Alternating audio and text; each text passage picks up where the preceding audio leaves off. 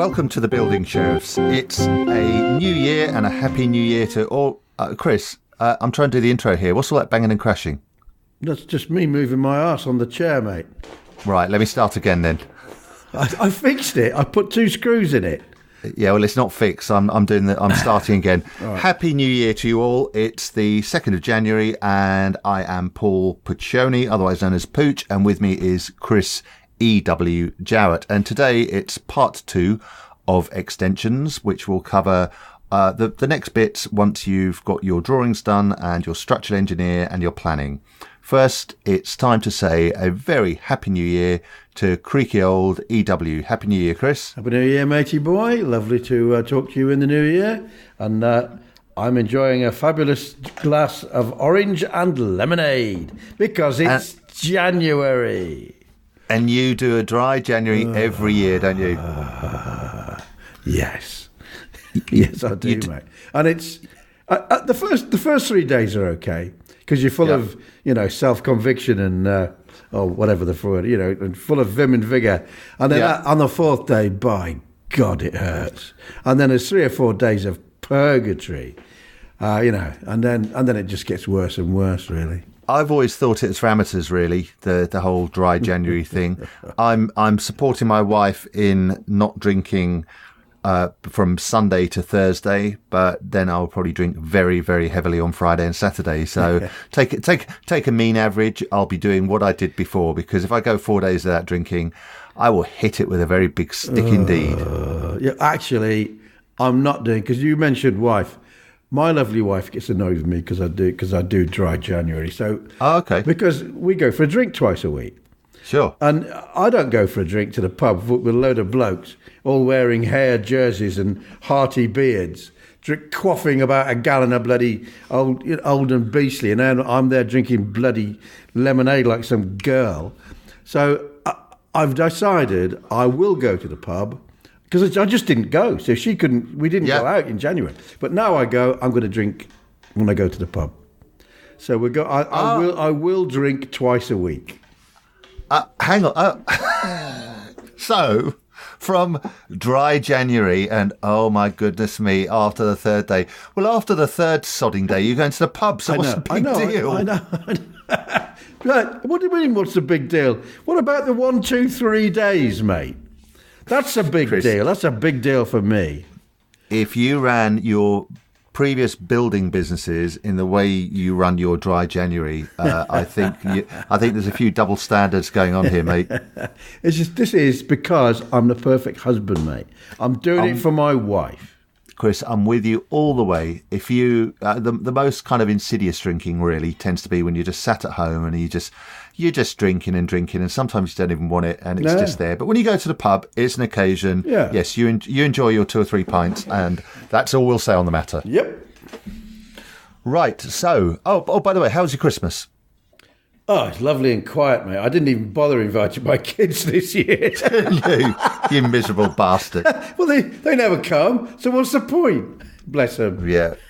Well, so Jan and I went to where we went to Hull for 2 days, and we went to somewhere down in Norfolk. If I thought hard, I'd think about it. Not Milton Keynes. Anyway, someplace. And we're coming back on Monday, New Year's Day, and I phoned my daughter up at about 11:30, woke her up because I could have gone and see her because she lives in Leeds, and we were south and I live north of Leeds. She just vetoed that, you see, because she couldn't get out of bed. So essentially, these kids are great. They're just no trouble at all. They don't turn up on the doorstep. They don't ask me for money. They just say no to everything I say. Brilliant, smashing kids, perfect. When you were doing this trip to Hull and Milton Keynes, you didn't bump into Richard Branson and Elon Musk and all the kind of world's billionaires and jet setters. I mean, that does sound quite amazing. I don't think they Christmas around the wash. No. No, it wasn't Milton Keynes. It was... Oh, fuck. Where was it? I don't know. Kings Lynn, even worse, mate.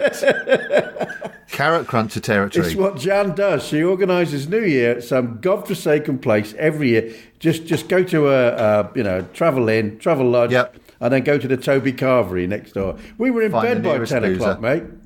And what was the pub like? The pub was just like a Toby Carvery. Yeah, all the same. Children behind the bar. Yeah. Loads of families. All the kids and making a screaming row. Just nonsense. But that makes sense. Who cares? It's a bit different. I mean, to me, Christmas is it's fine. It's nice getting. I like getting the kids their presents as they get older. It's less interesting. They either want money or clothes or whatever, and what they do get is so bloody expensive. You think, is it really worth it?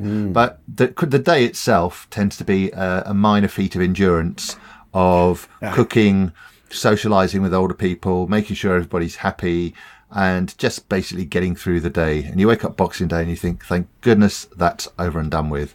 Well, and I don't even bother going out New Year's Eve anymore. No. You're too old for that. I'm way too old for that. That's why we go away.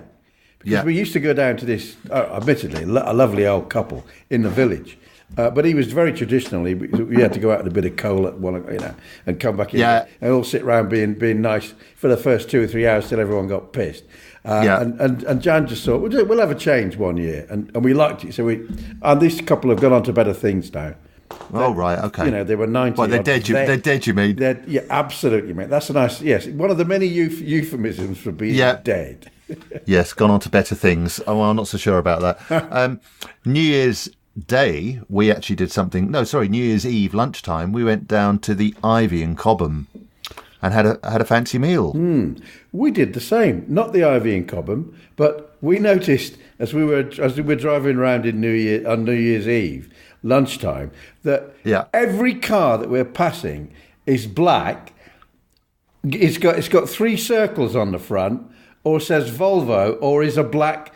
Or a Beamer, or a it's an Audi, a Beamer, or a Land Rover. And then I looked, and then when I eventually got some of these people got out, they had those long brown shoes on that you have, and they were all about 40 odd, and they all had 2 kids and a dog. And I realised that the whole of North London had vacated to somewhere up near King's Lynn for Christmas, and they were obviously everyone. No one in King's Lynn, as drives vehicles like that. No.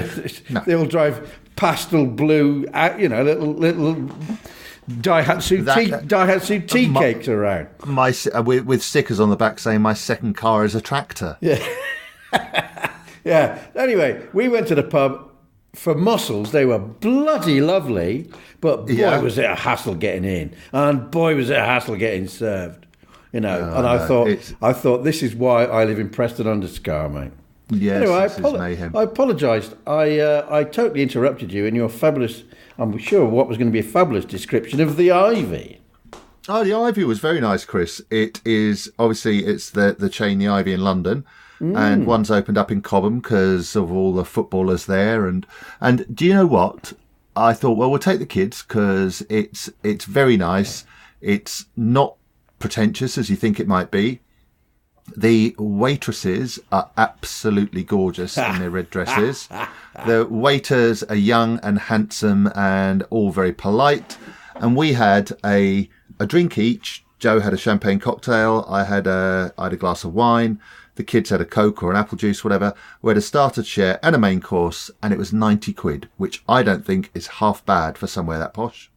No. Well, considering the 4 of you, ours was half of yours, and we just had a plate of mussels each and a white wine apiece. Because I was driving, I'm only going to have So that's pretty good value, to be honest. It is good. I will take you next time you're down for a meeting. You will take me. That means you will pay, doesn't it? Yes, I will. Jolly good. And one of the reasons you may be down sooner rather than later is that you have finished your extension. As we found out, you rang me on Christmas Eve to tell me, but I'd had 8 pints of Guinness, so I wasn't worth talking to.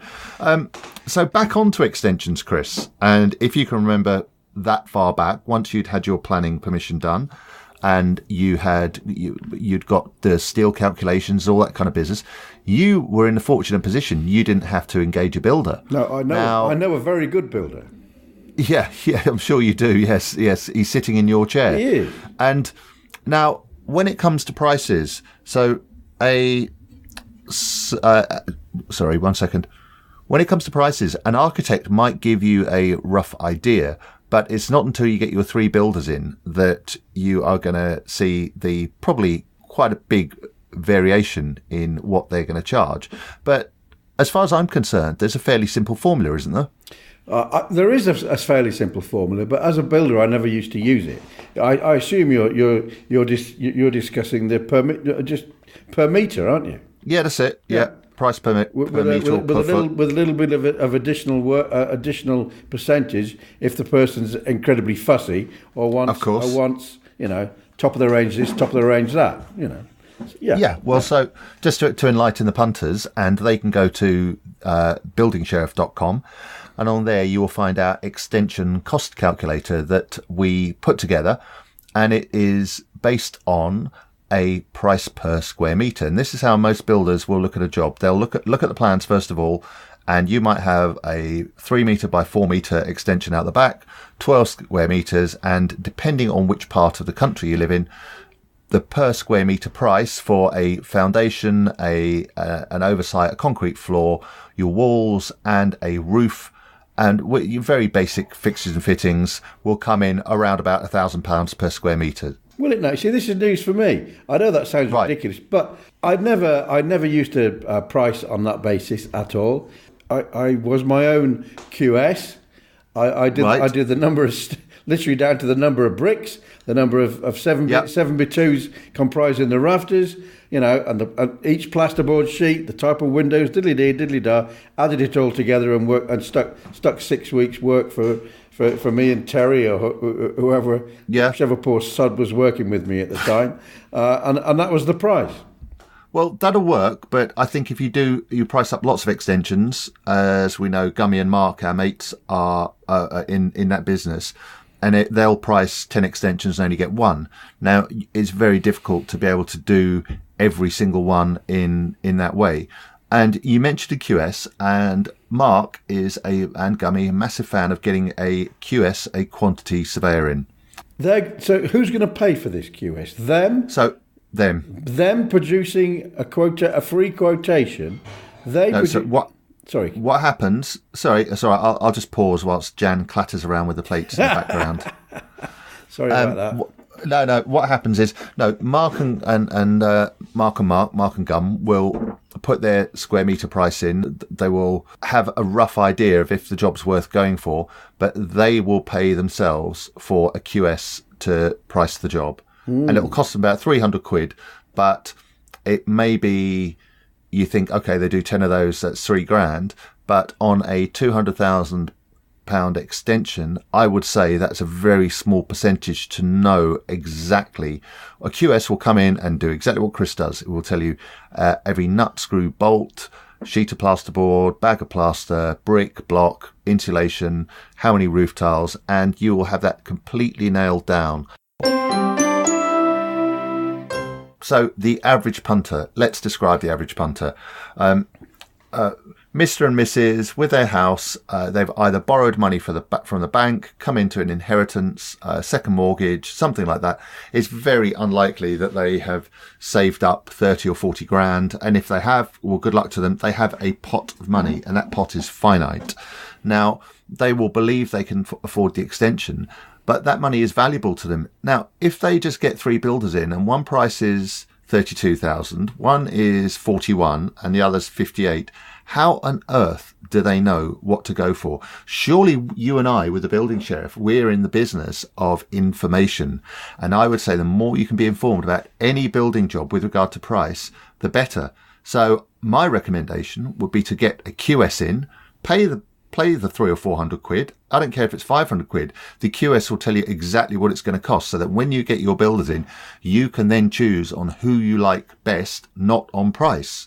Because you can bet your bottom dollar, Chris, that if you choose the cheapest, it's not going to end up being that price. Oh, no. Now then, that is another thing. Yes, of course. How do you guarantee that the builder, that the price on the builder's quotation is exactly what he charges ultimately? Well, you do guarantee that simply by keeping your mouth shut.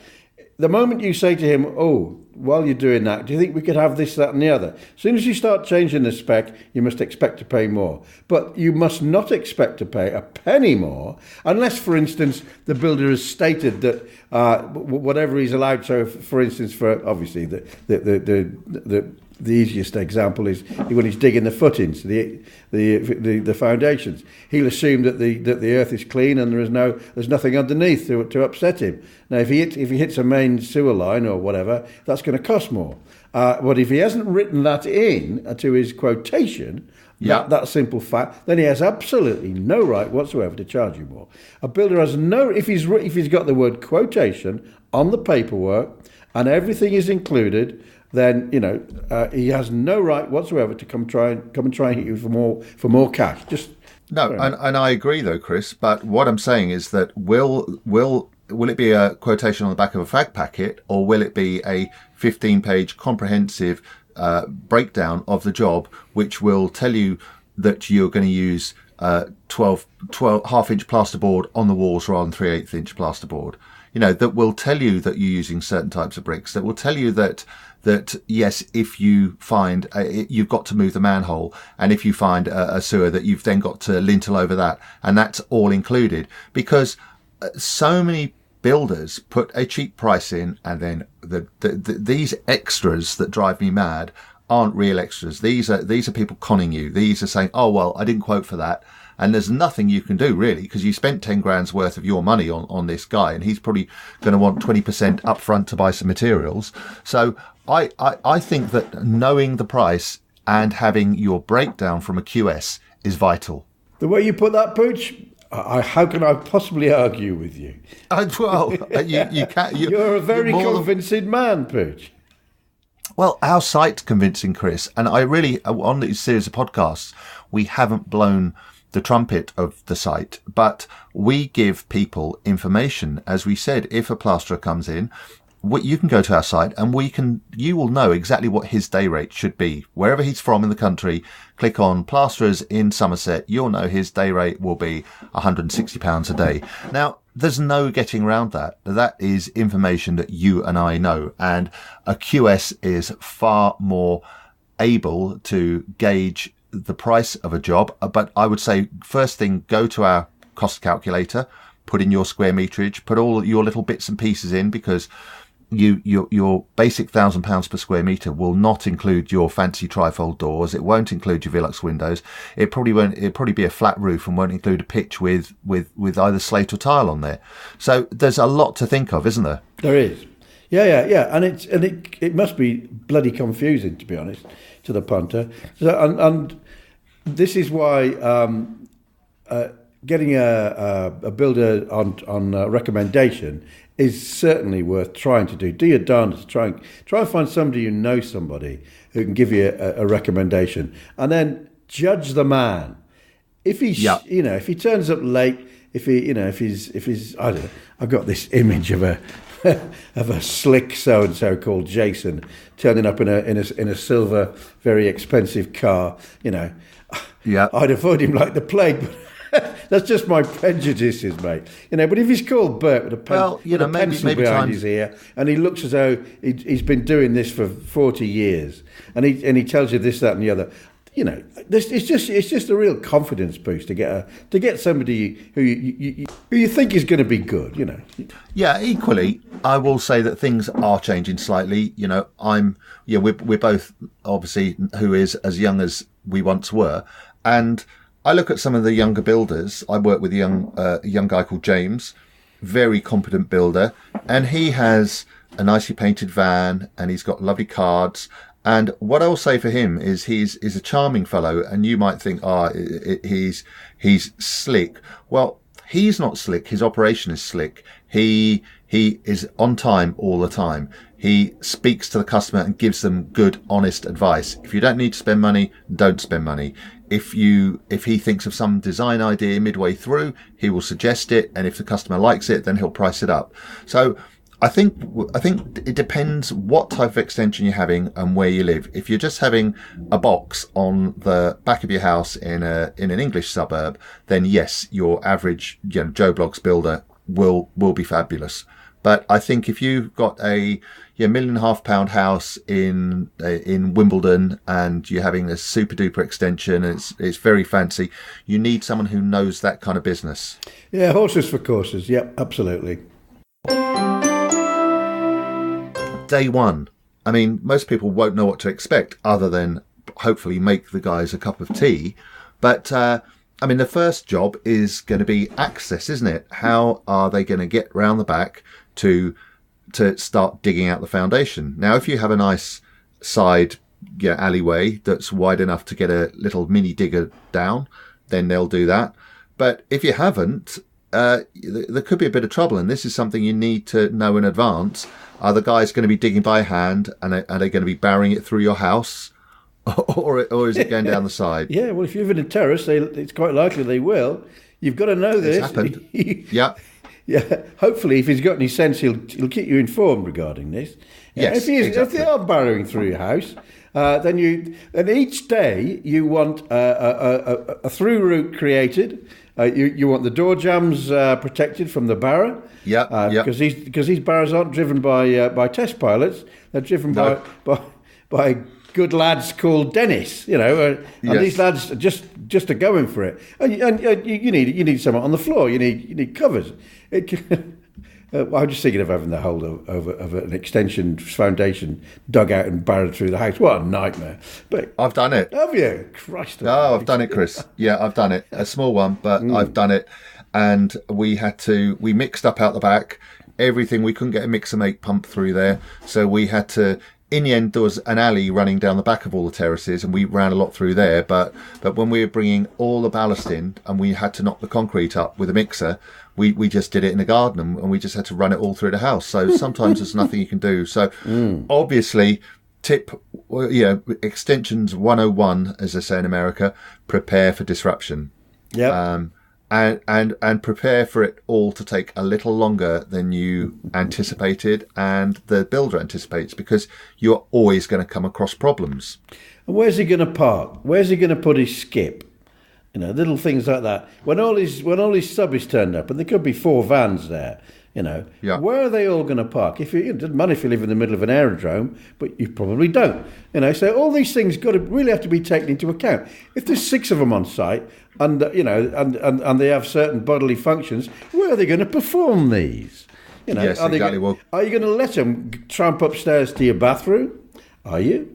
Are they going to put a mobile Kazi over a manhole in your garden? That's what they should do. Portaloo. But that Portaloo, that should be written into the quotation. You'll be paying for it. But it's far better in the long run. Who makes their tea? How loud is the radio? That's pretty important. If they're there 3 months and they play rapping music at top volume all day long. Rapping music. Going back to some of your last advice, Chris, that we were saying if when you're having your extension, you apply for planning to speak to your adjacent neighbours. I think prior to getting the builders in, you need to leaflet almost 6, 7, 8, 9, 10 neighbours around you saying, listen, we're having an extension. I apologise in advance. As you say, there are going to be vans parked everywhere, but this is just life. Where the roles reversed, I hope that I'd be accommodating and appreciate that you simply want to extend your house. Yeah, so I don't suppose there'll be many people leafleting their neighbours, but... One extension I did, just talking about digging the foundations, I actually had your son Tom working for me. He's a good lad. He's a good lad, he can dig, and we had no access for a digger, other than a manual labourer. And I was finishing off on another job, and it was a chap opposite me, and he is actually the global director of Guinness Book of Records. And I do remember after 2 weeks of Tom digging on his own saying, can I have a quick word, Puch? And I said, yeah, sure. He said, do you mind if I put this as an entry in the Guinness Book of Records? I said, what do you mean? He said, the world's slowest foundations ever dug. The poor man, he just saw Tom in a load of clag every day, digging away. In our defence, it rained every single day, and it just, I said it would be done in. I said it'd be done in 4 or 5 days. I think it ended up being about 3 or 4 weeks because it just chucked it down every day. But once the digging's done and a concrete's poured and you can start building, once the digging's done, that's the first stage when the building inspector comes in. He does indeed. And what a jovial chappy he is too. Oh, of course, or they always are.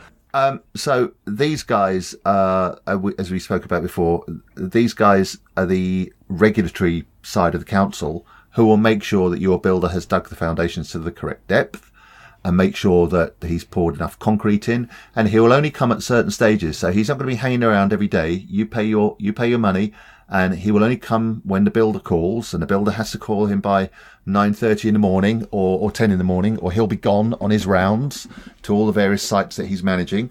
And his basic function is to make sure everything's done properly. So you then go to damp-proof course, making sure you put the damp proofing in.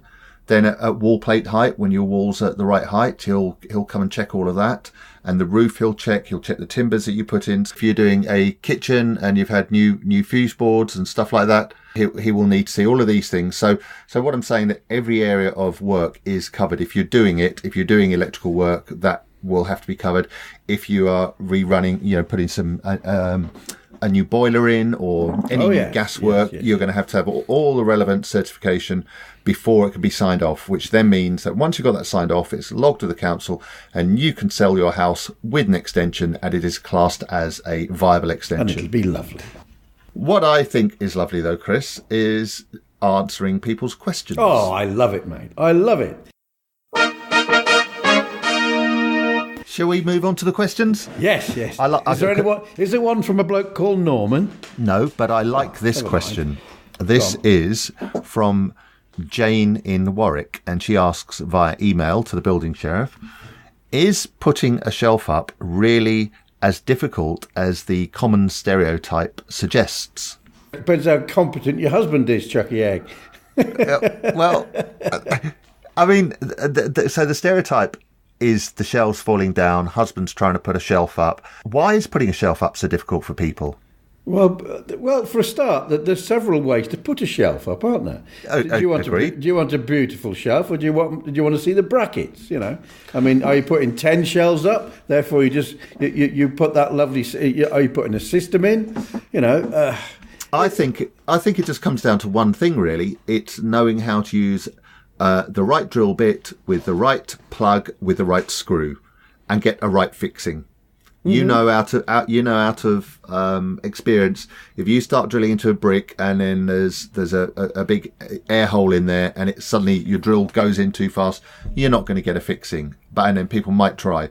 So if you get your fixings right, then your shelf will stay up for as long as you want it to. Hopefully it will, yeah. Okay, we're coming on to Twitter, Chris, and trending on Twitter. Yes. What? January blues. Blues? January blues, not BB King.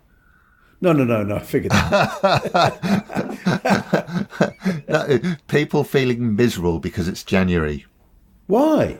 Because they've had Christmas, they've had New Year, it's this big build-up, and then it's back to work and back to normality, and it's the same as post-summer holiday blues. See, I don't get blues. I don't do stuff like that. No, I just get up and get on with it. I'm totally brainless. I don't wish for things that aren't around. I don't wish for better this and better that. I just take what life throws at me, and boy, does it throw it at me. Oh, it does.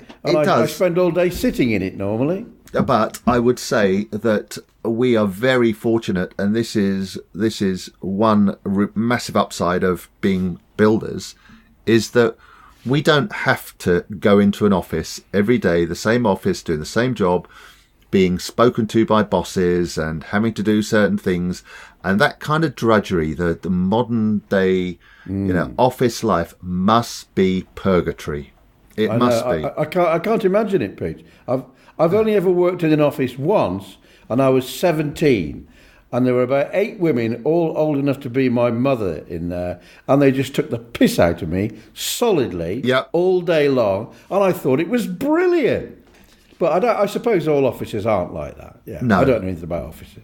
No, I really don't think so. I worked in one kind of office job with your mate. Oh, yeah, you did. And I mean, the job was all right, but it still kind of wasn't like a meritocracy. I seem to remember that I handed in my resignation by getting hammered the night before with Big Dave and both of us shaving our heads bald. And I went in and I just remember him. I had to go to some meeting that day, and I said, "Look, I'll go to the meeting with you." And I think I looked like I'd just come out of a concentration camp. He would have hated that, wouldn't he? He would have detested it. He absolutely did. Okay, so on Twitter, Lucy 28 West. So I think she's Lucy West and whatever.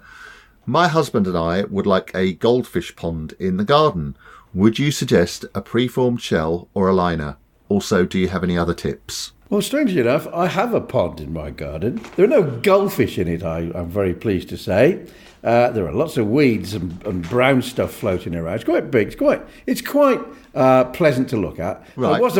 I had a fountain in it, but I got very, very adventurous with my fountain, and it sent the water out onto a rockery and then brought it back in again. Except it didn't quite all get back in again. Right. Okay. So every time I set the fountain off, I was losing gallons of water. Yeah, you might as well have just turned a hose pipe on.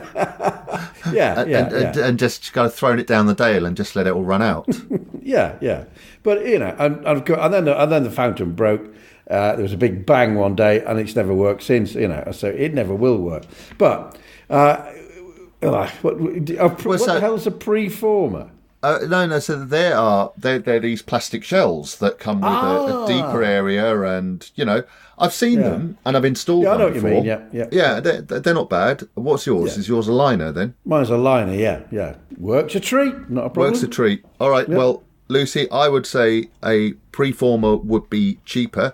You and your husband can dig that out yourselves and pack it in, and that's fine. But to do a liner, I mean, you can do that as well, but it's the coping stones at the top, and you got to do all that, and making sure that it doesn't leak, and it's very easy to pierce. So personally, I with your also any tips, I would say don't get a pond, because I'll tell you why, Chris. I always had this in mind. Yeah, mozzies, and also when you come to sell your house, if you're selling it to a young family, the first thing they'll think is, "Oh, I don't want my kids to go near that pond if we have kids." So I think it's a bit hazardous in that way. So my tip is don't have one. Yeah, but it's nice to hear the frogs croaking and see the little newts. We have frogs, we have newts, we have tadpoles. I wouldn't say don't have one. Okay. But fortunately, as we've found out, you have been drinking out of that pewter mug, so it's unlikely Jan will get pregnant again. Yes, so indeed. There's not going to be the patter of little feet there. Yeah, all right, point taken, Mikey. Okay, we're going to have to go very quickly, Chris, here, because my battery's about to die and I haven't got my charger. Right. Okay, final question. Mark Buckingham on Facebook asks, "We need a new brick wall at the front of our house. Is there any reason why this cannot be done in January?" Well, it depends where you live, mate. You couldn't build it I couldn't build a brick wall in January because it never gets above 4 degrees. Right. It's not sensible because you can't successfully lay bricks with mortar. Unless the temperature is going to be at least 4 degrees when you're doing it, and then stay 4 degrees all night long, at least. And then there's the rain to take into account. Yeah. And even if you put frostproofer in, it's frostproofer, as you know, only retards the set. Accelerates the setting. But if you lay it, yes. You can't lay it in 0 degrees and put frostproofer in and think you've solved it. That won't work. I think I'm with Chris on this one. Well, if I was a builder, the last thing I'd want to be doing is laying a brick wall in January when it's even 6 or 7 degrees because it's blooming freezing. Yeah. But I would certainly leave it for March or April. Yeah, indeed.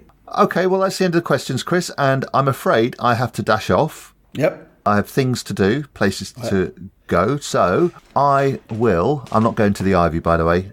Monkfish we're having tonight, Pucci. Monkfish. Well, we are... I love a monkfish is with fantastic. Prawns, with big old prawns on the side. That's not bad, is it? That's not bad. You can live on that. Oh, I could. In fact, my New Year's Day meal was quite similar. I did, obviously being an Itai as I am, I did a pasta for myself and Joe, my daughter was out, and for Frankie, and we had 3 lobsters. I cracked all the lobsters open, got the meat, had a crab, cracked that open, and cooked that in some garlic, white wine, with some fresh chili, some fresh peas, and it was absolutely gorgeous. So yes, I would be loving monkfish and prawns. Very nice, Chris.